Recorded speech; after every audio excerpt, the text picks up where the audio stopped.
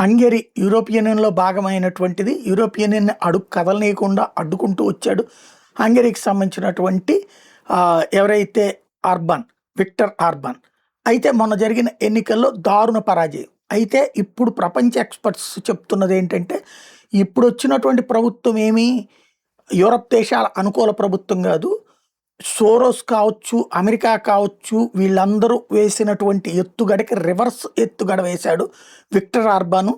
తనే European union ఈ game ఆడుతోంది. George Soros, Obama లాంటి వాళ్ళు తమ దేశం మీదన గేమ్ ఆడతారని గమనించి ముందు జాగ్రత్త చర్యగా తన పార్టీకి సంబంధించినటువంటి వ్యక్తిని తన వ్యతిరేకగా చిత్రీకరించాడు. వాళ్ళిద్దరూ గొడవ పడుతున్నట్టు ఫోకస్ చేసుకొచ్చారు.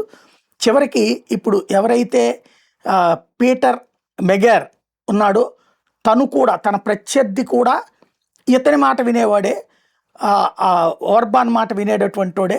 తద్వారా తను ఓడినట్టు సంతోషపడేటటువంటి వాళ్ళకి తన మనిషినే తనే ఎంపిక చేసి ప్రజలకి అటు వీళ్ళని అందరినీ కలిపి కథ నడిపించాడు.